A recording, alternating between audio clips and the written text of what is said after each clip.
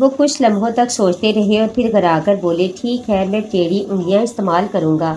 میں نے کہا، نا، آپ کا جو دل چاہے کیجیے، میں پولیس کو بتاؤں گا تو تم نے ایک عورت کو قتل کر کے اپنے گھر میں دبا رکھا ہے اور اس کے بعد پولیس تمہارے گھر پر چڑھ دوڑے گی تو فادر، پولیس کو کچھ نہیں ملے گا کیونکہ ترشولی کو صرف میں ہی دیکھ سکتا ہوں۔ چھوڑو اس بات کو، مجھے بھی کچھ علم آتے ہیں۔ فادر، آپ ایک بات سمجھ لیجئے کہ اگر آپ پولیس اسٹیشن پہنچے تو یوں سمجھ لیجئے کہ آپ کا ہر قدم موت کے منہ کی طرف اٹھے گا۔ میں نے یہ جملہ انہیں یوں ہی ڈرانے اور پولیس اسٹیشن جانے سے روکنے کے لیے کہہ دیا تھا، جبکہ میں اچھی طرح جانتا تھا کہ اگر وہ پولیس کو لے کر آ گئے تو پورا محلہ بھی مل کر انہیں میرے گھر کی کھدائی کرنے سے نہیں روک سکے گا۔ لیکن مجھے نہیں معلوم تھا کہ میرے منہ سے نکلنے والے یہ الفاظ کیا ہیں۔ فادر تیز تیز چل کر گلی پار کر کے سڑک پر پہنچے ہی تھے کہ اچانک ایک کار تیز رفتاری سے ادھر سے گزری اور فٹ پاتھ پر چڑھ کر انہیں کچلتی ہوئی ایک مکان کی دیوار سے ٹکرا گئی۔ چاروں طرف سے لوگ دوڑ پڑے۔ حادثے کی جگہ میرے گھر سے زیادہ دور نہیں تھی۔ میں حیرانی سے ادھر دیکھتا رہا۔ فادر کے سر کے ٹکڑے اڑ گئے تھے اور ان کا بھیجا ناک اور منہ کے راستے باہر نکل آیا تھا۔ وہ چشم زن میں ختم ہو گئے تھے۔ تیز رفتار کار کے بھی چرخچے اڑ گئے تھے۔ بعد میں پتہ چلا کہ یہ کار چوری کی تھی۔ اس کا ڈرائیور بھی زندگی اور موت کی کشمکش میں مبتلا تھا۔ اس نے بیان دیا تھا کہ وہ اس کار کو چرا کر اڈے پر لیے جا رہا تھا کہ اچانک ہی اس کے بریک ناکارہ ہو گئے۔ ایک بات رہ رہ کر میرے ذہن میں گونج رہی تھی، وہ یہ کہ بریک بالکل اتفاقیہ طور پر ناکارہ نہیں ہوئے تھے۔ یہ حادثہ اس لیے ہوا تھا کہ وہ پولیس اسٹیشن نہ جائیں، میرے گھر کی کھدائی نہ ہو۔ مگر وہ تھا کون جو ترشولی کو آزاد ہوتے ہوئے نہیں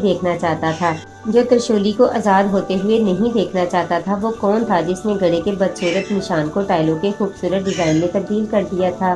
اگر وہ میرا ہمدرد تھا تو کیوں؟ پھر میں ان باتوں کو سوچ ہی رہا تھا کہ اچانک ہی میرے خیالات کی روح پڑوس کے ایک استاد پروفیسر ڈین نے تنتر بتر کر دی۔ پروفیسر ڈین آہستہ سے کہہ رہے تھے، یہ صاحب تمہارے پاس آئے تھے؟ جی ہاں، یہ میری میڈم کے والد تھے اور مجھ سے کچھ کہہ رہے تھے۔ میں نے تمہارے الفاظ سنے تھے، تم نے چیخ کر کہا تھا کہ وہ پولیس اسٹیشن نہیں، موت کے منہ میں جا رہے ہیں۔ وہ پولیس اسٹیشن کیوں جا رہے تھے؟ کچھ بتاؤ گے مجھے؟ پروفیسر ڈین نے کہا اور میں گھنگ سا رہ گیا۔ میری سمجھ میں نہیں آیا کہ میں پروفیسر ڈین کے ان الفاظ کا کیا جواب دوں۔ دوسری طرف فادر جیکسن کی لاش کو اٹھانے کا کام کیا جا رہا تھا۔ پروفیسر ڈین مجھ سے نہ جانے کیا کیا باتیں کرتے رہے، لیکن میں یہ سوچ رہا تھا کہ میں انہیں ان کی بات کا کیا جواب دوں۔ میں نے کہا، بس فادر جیکسن میلسی کے بارے میں بات کر رہے تھے۔ میلسی کا ایک راز تھا، اس کے لکھے ہوئے کچھ خطوط میرے پاس تھے جو فادر جیکسن مجھ سے مانگ رہے تھے۔ میں نے ان سے کہہ دیا کہ وہ خطوط میرے پاس نہیں ہیں، مگر وہ ضد کر رہے تھے۔ کمال کی بات ہے کہ میری بات سمجھ میں آ نہیں رہی تھی۔ خیر، آج کل حالات کچھ ایسے ہی چل رہے ہیں، کوئی کیا کر سکتا ہے۔ میں گھر واپس آنے کے ارادے سے مڑا ہی تھا کہ دو افراد جلدی سے کود کر نیچے اترے۔ یہ دونوں ہاسپٹل ہی کے آدمی تھے۔ پولیس والے ابھی اسی جگہ کا جائزہ ہی لے رہے تھے جہاں یہ حادثہ ہوا تھا۔ وہ لاش اٹھا کر لے جائی جا چکی تھی۔ میں بھی زیادہ فاصلے پر نہیں تھا۔ ایمبولینس سے آنے والے کوئی چیز تلاش کر رہے تھے۔ مجھے ایک دم پتہ چلا کہ وہ جو چیز تلاش کر رہے ہیں وہ فادر جیکسن کا ایک ہاتھ ہے جو حادثے کے بعد یہیں رہ گیا تھا۔ ہم بہت عجلت میں پادری صاحب کی لاش کو یہاں سے لے گئے تھے، شاید انہیں بچایا جا سکے۔ اس وقت ہم نے ان پر زیادہ توجہ نہیں دی تھی، لیکن جب لاش کو ایمبولینس سے اتارا گیا تو پتہ چلا کہ ان کا دایاں ہاتھ حادثے کی نظر ہو کر ان کے جسم سے علیحدہ ہو چکا ہے۔ مگر یہاں کوئی بات نہیں ہے۔ چاروں طرف جائزہ لیا گیا۔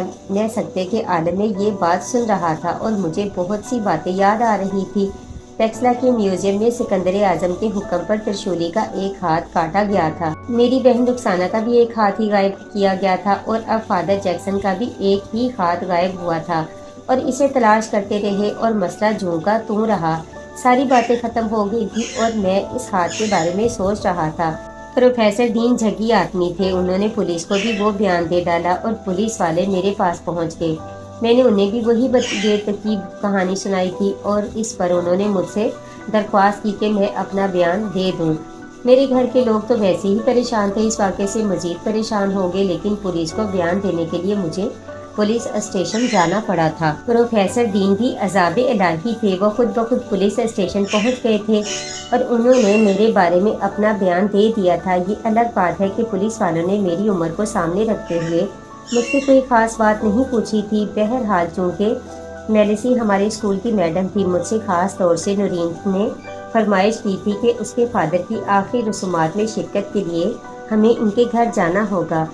न जाने किस तरह प्रोफेसर डीन भी वहां पहुंच गए थे। मेलिसी बेचारी शदीद गमज़दा थी।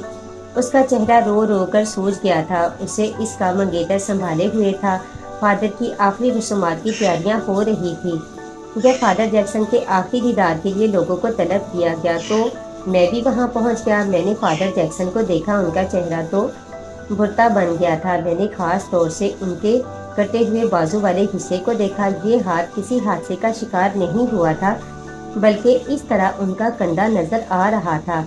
इसी तरह मेरी बहन रुखसाना का कंधा भी बगैर बाजू के नजर आया था। इसे बड़ी मुहारत और इत्मीनान के साथ काटा गया था, मगर ये हरकत त्रिशूली की तो नहीं हो सकती थी। वो तो मेरे कमरे में फर्श के नीचे दबी पड़ी हुई थी। फिर ये किसने किया? कहीं ऐसा तो नहीं कि मुझसे त्रिशूली को समझने में गलती हुई हो, मेरी बहन का बाजू किसी दूसरी बदरू ने काटा हो और मैंने अपने जहन में त्रिशूली को उसका जिम्मेदार करार दिया हो। फिर वो मंजर क्या हैसियत रखता था जब कमरे की तारीकी में त्रिशूली ने हंसते हुए मुझे रुखसाना का कटा हुआ बाजू दिखाया था। हो भी सकता है कि त्रिशूली ने इस वक्त इस दूसरी बदरू से ये बाजू हासिल करके मुझे अपनी कामयाबी से आगाह किया हो। फिर मेरे दिमाग में एक और पलटा खाया। त्रिशूली अगर इतनी नेक और शरीफ थी तो उसे मेरे साथ ताबन करना चाहिए था, क्योंकि दूसरी रूह त्रिशूली से ज़्यादा ताकतवर थी। मेरा जहन दूसरी कैफियत का शिकार हो गया था। घर वाले अलग परेशान थे। मैंने यही फैसला किया, जिस तरह भी बन पड़े कम अज़ कम अपने वालिद और भाई वगैरह को तो हम अपने इत्माद में लेना चाहिए। मैंने अपनी माँ को सारी तफसील बता दी थी। पहले भी उन्हें मेरे बारे में इतनी तफसील तो मालूम थी कि तरीक़ों में मेरे साथ क्या होता है। जब मैं खामोश हुआ तो कहने लगी, कभी कभी दिल चाहता है कि वो मनहूस औरत जो तुम्हें दिखाई देती है कहीं मिल जाए तो इसकी गर्दन उड़ा दूं। इसने मेरी फूल जैसी मासूम बच्ची को छीन लिया और यकीनन फादर जैक्सन भी उसी का शिकार हुए हैं। मैंने सारी बातें अपनी माँ को बता दी थी, लेकिन ये नहीं बताया था कि मैंने अपने तौर पर त्रिशूली को ख़त्म करने के लिए एक ऐसा अमल किया है कि वो सोच भी नहीं सकती। वो मेरे कमरे में फर्श के नीचे दबी हुई है। मैं माँ के सामने ये भी नहीं कह सकता था कि वो कोई और ही रूह थी जिसने फादर जैक्सन को ख़त्म कराया है। हालांकि उसका तरीका त्रिशूली से ही मिलता जुलता था, लेकिन नुमाया फ़र्क ये था कि त्रिशूली हमारी दुश्मन थी जबकि दूसरी रूह मेरी हमदर्द थी। बहरहाल इतना मैंने अम्मी को बता दिया था। हमारे घर कोई आया और बेल बजी तो अम्मी ने उसे अंदर बुला लिया। ये एक बेइंतहा बूढ़ी औरत थी, कुमान जैसी, कमर लकड़ी के सहारे रींगती और कराहती अंदर आई और बावर्ची खाने की दीवार से कमर टिकाकर बैठ गई। मेरे लिए ये औरत बिल्कुल नई थी। अम्मी बावर्ची खाने में चली गईं और वो औरत दुआएं देने लगी। अचानक ही अम्मी की आवाज़ उभरी, रात के वक़्त आते हुए तकलीफ़ होती है तो दिन में आ जाया करो। रहमत आपा, मैं असर के बाद तुम्हारे लिए रोटी डाल देती हूँ। अच्छा बेटी, इस औरत ने कहा और फिर दुआएं देती हुई मुझसे बोली, बेटा तुम्हारा नाम क्या है? सिकंदर। अल्लाह करे सिकंदर आज़म जैसी तकदीर पाओ, दुनिया की बजाय पूरी दुनिया फतह कर लो, औरत ने कहा और मेरे बदन के रोंगटे एक लम्हे के लिए खड़े हो गए। सिकंदर आज़म ही के हवाले से तो मैंने अपनी बहन खो दी थी और एक ऐसी बला को अपने सर लगा लिया था जिसने मुझे मुसीबत में डाल दिया था। माँ ने इस औरत के बारे में बताया कि एक बहुत ही गरीब औरत है। बाल बच्चे अल्लाह को प्यारे हो गए हैं। यहाँ कुछ खाने पीने की चीज़ें लेने के लिए आ जाती है। हमारे घर के पिछवाड़े मैदान था और मैदान को पार करने के बाद एक बहुत बड़ा प्लाट था जहाँ अब झोंपड़ियाँ पड़ी हुई थी। बच्चों को यहाँ छोड़ दिया जाता था और वो गालियाँ बकते हुए इधर से उधर भागते फिरते थे। कुछ बच्चे भीख मांगने भी निकल आते थे। ये औरत उन्हीं झोंपड़ियों में रहा करती थी। बहरहाल वक़्त गुजरता चला गया। मैं अपने कमरे में पहुँचा तो मुझे एक बार फिर फादर जैक्सन के साथ पेश आने वाला वाक़या याद आ गया। मैंने फादर जैक्सन की लाश देखी थी और मेरे जहन पर एक अजीब सा बोझ तारी था। ये सब कुछ हुआ तो था और मेरा जहन मेरी उम्र के मुताबिक ही सफ़र कर रहा था, लेकिन बहुत सी बातें ऐसी भी थी जिनका ताल्लुक बचपन ही से रह जाता है। पलंग पर बैठकर मैंने फर्श के इस हिस्से को देखा जिस पर टाइलों से शतरंज की बिसात बनी हुई थी और त्रिशूली इसी के नीचे दफन थी। न जाने क्यों मेरे मुंह से निकल गया, क्या तुम अब भी जिंदा हो त्रिशूली? ये बात अचानक ही मेरे मुंह से निकली थी, मगर मुझे कोई जवाब नहीं मिला। मैंने फिर कहा, मुझे एक बात का जवाब दो, क्या तुमने ही फादर जैक्सन को कार के नीचे कुचलवाया है और क्या उनका हाथ भी तुम्हारे ही पास है? अचानक ही मुझे कुछ वहम सा हुआ कि कमरे में कोई सरसराहट उभरी है। मैंने फिर कहा, मेरी बात सुन रही हो तो मुझे जवाब दो। कमरे की खामोशी बदस्तूर थी। मैंने आहिस्ता से कहा, ठीक है, मगर मैं जानता हूँ कि कोई ना कोई इस कमरे में ज़रूर मौजूद है मेरे अलावा। अगर तुम त्रिशूली नहीं हो तो मुझे अपनी मौजूदगी से आगाह करो। मुझे ज़्यादा देर इंतज़ार नहीं करना पड़ा। मेज़ पर रखी हुई किताब 2 या 3 बार ऊपर उठी और फिर मेज़ पर इस तरह आ गई जैसे उसे किसी ने मेज़ पर एहतियात से रख दिया हो। मेरा दिल बुरी तरह धड़क उठा था। मैं फौरन सीधा होकर बैठ गया और मेरे मुंह से फिर आवाज़ निकली, तुम जो कोई भी हो, मैं तुम्हें मजबूर तो नहीं कर सकता, लेकिन दरख्वास्त तो कर सकता हूँ कि मुनासिब समझो तो मेरे सवालों के जवाब हाँ और नहीं में दो। किताब को एक बार मेज़ पर रखा जाएगा तो मैं समझूंगा कि तुम्हारा जवाब हाँ में है। दोबारा रखा जाएगा तो इसका मतलब नहीं होगा। बताओ, क्या तुम मेरी बात पूरी करोगी? कुछ वक्त गुजरा और ऐसा लगा जो कोई कमरे में है वो सोच रहा है। फिर अचानक किताब ऊपर उठी और हल्की सी आवाज़ के साथ मेज़ पर पहुंच गई। मैंने धड़कते दिल के साथ कहा, क्या तुम त्रिशूली नहीं हो? किताब मेज़ पर 2 बार रखी गई। क्या फादर जैक्सन के कत्ल में तुम्हारा हाथ है? मैंने दरियाफ्त किया। जवाब हाँ में मिला, क्योंकि किताब से सिर्फ एक आवाज़ पैदा की गई थी। क्या मेरी बहन को तुमने ही कत्ल किया था? इस बार 2 आवाज़ें हुईं। फादर जैक्सन का हाथ तुमने काटा? 2 आवाज़ें। त्रिशूली ने काटा है? 2 आवाज़ें। तो ये क्या किसी तीसरे की हरकत है? एक आवाज़। तुम मर्द हो या औरत? इस बार कोई आवाज़ नहीं आई। किताब झूमकी, तुम अपनी जगह रखी रही। मैंने फिर सवाल किया, तुम मर्द हो? 2 आवाज़ें हुई, इसका मतलब है औरत हो। इस बार एक आवाज़ हुई। फादर जैक्सन ने बताया था कि त्रिशूली को किसी औरत के जिस्म की ज़रूरत है। क्या ये बात ठीक है? इस बार एक आवाज़ में जवाब मिला, तुम्हें भी किसी के जिस्म की ज़रूरत है। इस बार 2 आवाज़ें आईं। मेरे कमरे का फर्श तुमने बनाया है? एक आवाज़। शुक्रिया शुक्रिया, बहुत बहुत शुक्रिया। बहुत खूबसूरत फर्श है। क्या तुमने ये फर्श इसलिए बनाया है कि त्रिशूली इसमें दफन होकर रह जाए? इस बार 2 आवाज़ें हुई थी। तो फिर किस लिए बनाया? मैंने पूछा, मगर फौरन ही अपनी गलती का एहसास हुआ। इस सवाल का जवाब हाँ या नहीं में नहीं दिया जा सकता था। सवाल को तब्दील करके पूछा, तो क्या खूबसूरती के लिए बनाया है? इस बार एक आवाज़ हुई, क्या मैं तुम पर एतमाद कर सकता हूँ? जवाब हाँ में मिला। मुझे कोई नुकसान तो नहीं पहुँचाओगी? 2 आवाज़ों के साथ नहीं का इजहार किया गया। आइंदा भी मेरे सवालों के जवाब देती रहोगी? इस बार भी जवाब हाँ में था। शुक्रिया, तुम जो कोई भी हो, बहुत अच्छी हो। क्या मैं तुम्हें देख सकता हूँ? जवाब नहीं मिला। क्या कभी नहीं देख सकता? इस बार खामोशी तारी हो गई। अच्छा, एक बात और बता दो, क्या तुम कोई रूह हो? आवाज़ एक बार आई, अच्छी रूह हो। मैंने महसूस किया जैसे वो हंस पड़ी और इसके साथ ही साथ एक आवाज़ हुई। दिल चाह रहा था कि रात भर उससे बातें करता रहूं, लेकिन नींद भी तो ज़रूरी थी। बस आखिरी बात, क्या तुम हर वक्त मेरे साथ होती हो? इस बार 2 आवाज़ें हुईं। मैं चाहता हूँ कि आइंदा जब कभी मेरे पास आओ तो मुझे तुम्हारे आने का पता चल जाया करे। मैंने दरख्वास्त की और इस बार एक और दिलचस्प अमल हुआ। मेरी पेशानी के बालों को थोड़ा सा खींचकर अपनी आमद से मतला किया गया। इस मर्तबा कोई आवाज़ नहीं हुई। मुझे बेइख्तियार हंसी आ गई। मुझे यूं लगा जैसे मेरे साथ वो भी हंस रही हो। चलो, आमद का तो पता चल जाएगा, लेकिन ये कैसे पता चलेगा कि तुम जा चुकी हो? अब मैं उससे काफ़ी बेतकल्लुफ़ हो चुका था। मैंने इस बार कोई आवाज़ नहीं सुनी। मुझे बेख्तियार हंसी आ गई। मुझे यूं लगा जैसे मेरे साथ वो भी हंस रही हो। चलो, आमद का तो पता चल जाएगा, लेकिन ये कैसे पता चलेगा कि तुम जा चुकी हो? अब मैं उससे काफ़ी बेतकल्लुफ़ हो चुका था।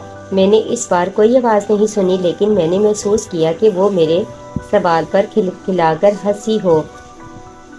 फिर फूल की तरह नर्म मुलायम उंगलियों से मेरे दाहिने कान की लो को पकड़कर दबाया और छोड़ दिया। ये गोया उसके जाने का सिग्नल था। इस सिग्नल के साथ ही कमरे में सुकून तारी हो गया था।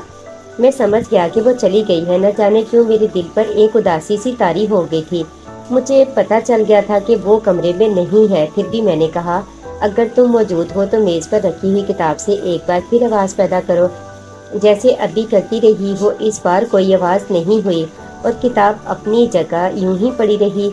میں نے کمرے کی روشنی گل کر دی، سرہانے کی طرف رکھا ہوا ٹیبل لیمپ آن کر دیا۔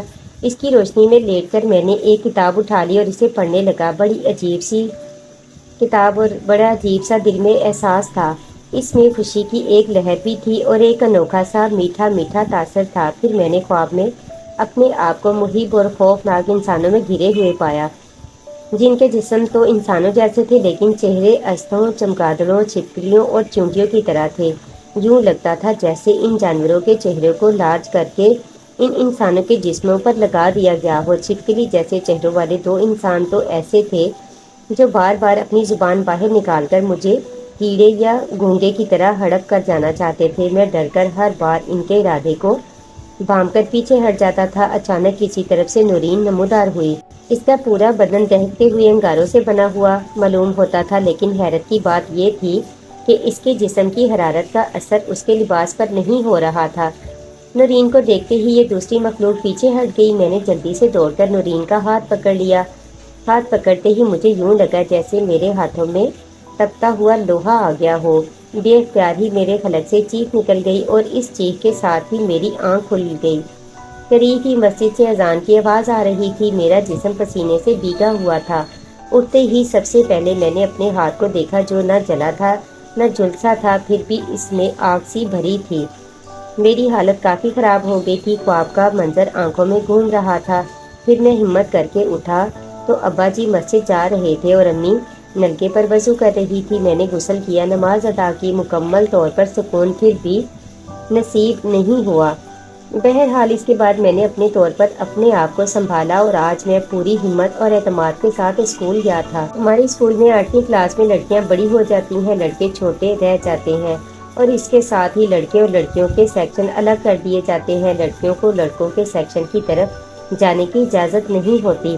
کوئی لڑکا ادھر نکل جاتا تو اس کی بھی شامت آ جاتی تھی۔ نورین سے ملنا اتنا آسان نہیں تھا۔ میں سوچ رہا تھا کہ اب مجھے کیا کرنا چاہیے۔